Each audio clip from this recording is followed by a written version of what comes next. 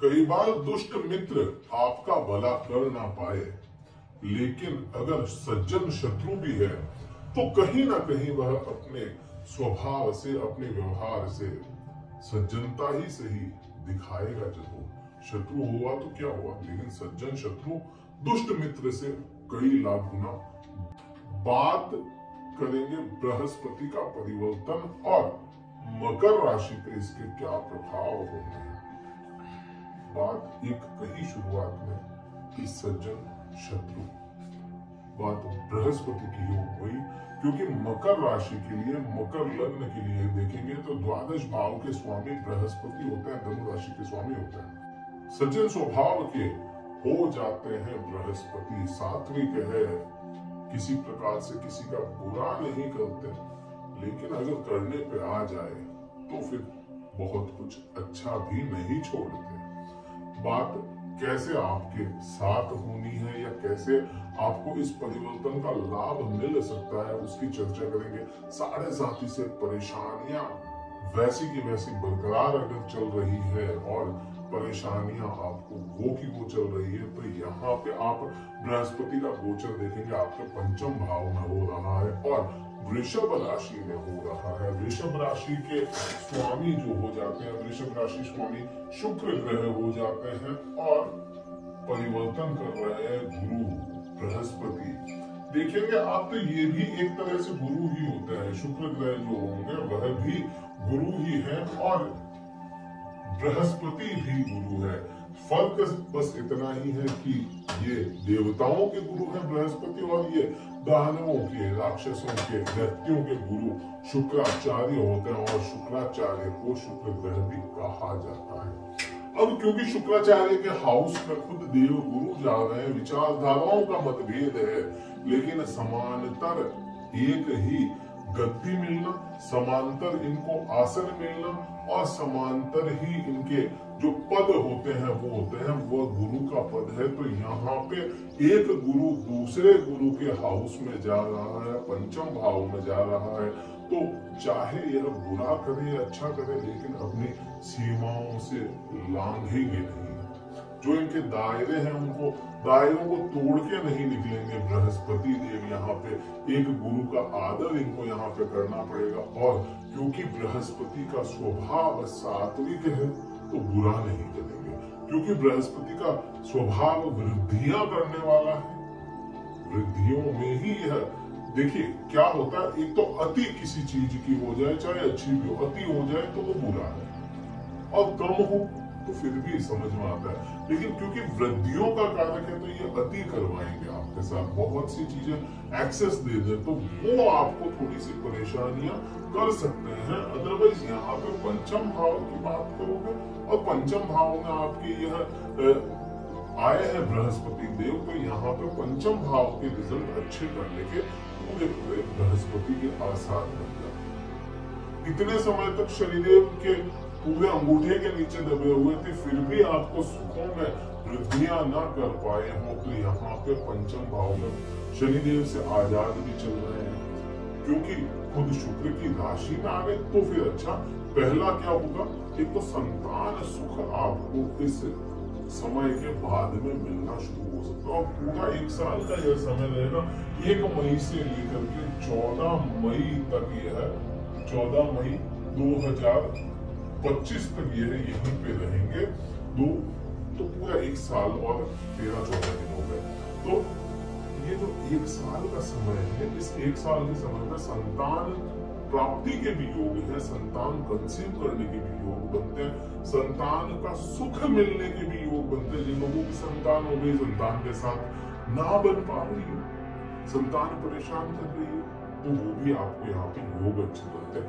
उच्च शिक्षा, क्योंकि बृहस्पति खुद ग्रह ही उच्च शिक्षा के हैं, ज्ञान के हैं, उच्च शिक्षा ना कहें ज्ञान के कारक है बृहस्पति, तो उच्च शिक्षा के बड़े अच्छे योग यहाँ पे बन जाते हैं। मकर राशि वाले जातकों को उच्च शिक्षा के लिए बाहर जाने के योग बनते हैं, शिक्षा से धन प्राप्ति के योग बनते हैं, ज्ञान से धन प्राप्ति के योग बनते हैं। और क्योंकि यह धर्म के आधार पर चलने वाले ग्रह हो जाते हैं, धार्मिक ग्रह हैं, तो धर्म से भी जोड़ते हैं बृहस्पति।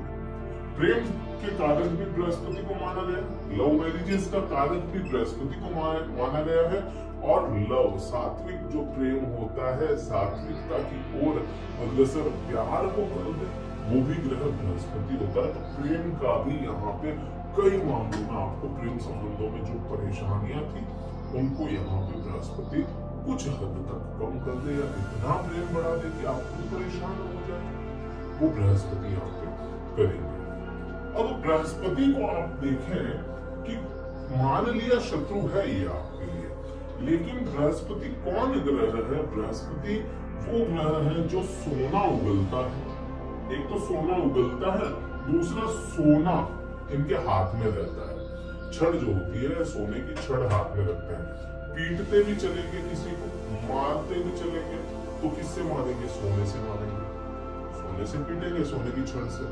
और वो सोने की छड़ है इनके पास, एक तरह से पारस पत्थर है, जिसको छू देंगे उसको सोना बना देंगे। तो यहाँ पे यह बृहस्पति भाग्य पर दृष्टि डाल रहे हैं आपके, क्योंकि पांचवी दृष्टि जो है आपके नवम भाव पे जाती है, जहां पे केतु पहले से विराजमान है।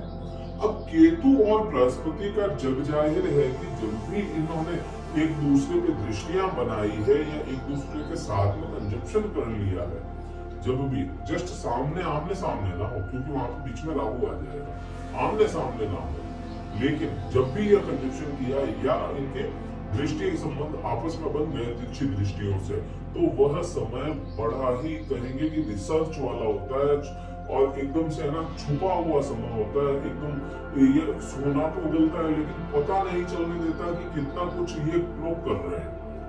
अब बृहस्पति की दृष्टि भाग्य भाव पे जा रही है, धर्म भाव पे जा रही है, धार्मिक भाव पे भी जा रही है। और क्योंकि यहाँ पे ना जो नवम भाव होता है उससे पिता और धर्म को देखा जाता है, तो धार्मिक भाव पर बृहस्पति की दृष्टि जाना, जहाँ पे केतु पहले से बैठा था, तो आप लोगों ने देखा कि भाग्य का साथ ना मिला, धर्म का साथ ना मिला, पिता या पिता तुल्य लोगों का साथ ना मिला, जिनके शरण में आप रहते थे, जिनके सानिध्य में रहते थे, उनका भी पूरा साथ ना मिला।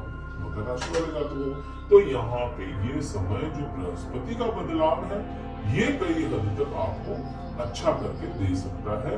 और क्योंकि वह जो राशि बनती है उसका जो डिस्पोजिटर बनता है बुध, और बुध के साथ में भी खुद बृहस्पति की अच्छा संबंध। बात करते हैं सातवीं दृष्टि की, तो सातवीं दृष्टि आप देखेंगे बृहस्पति की वृश्चिक राशि आपके लाभ भाव पर गई।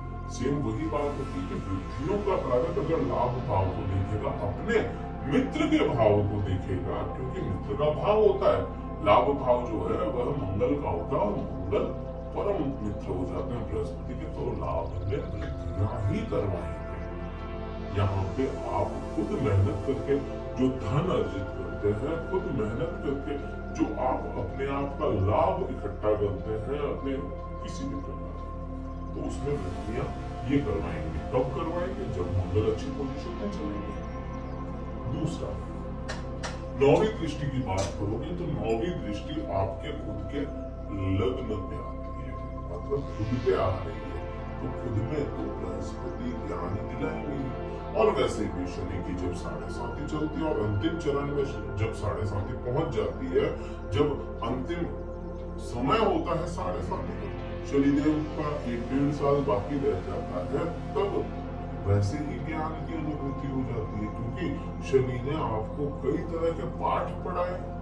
पिछले जो 6-6.5 साल में पढ़ाता है शनि क्यों आता है, 7.5 क्यों आती है? आपको जीवन के आने वाले समय के पाठ पढ़ाने के लिए, कि भाई आने वाला समय ऐसा है, इसमें तुम्हें ऐसे संभल के चलना पड़ेगा।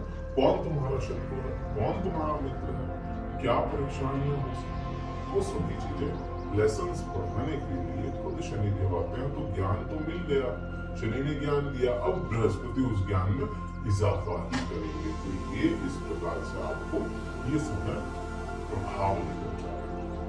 वीडियो कैसा लगा कमेंट करके बताइए, लाइक कीजिएगा, शेयर कीजिएगा, और कुछ चुनिंदा कमेंट जो होते हैं उनके जवाब भी हम देंगे। वीडियो में कहीं भी कुछ अच्छा शेयर जरूर कीजिए इसको, और सब्सक्राइब करके आप लोग नहीं जाते। उपाय क्या करना चाहिए?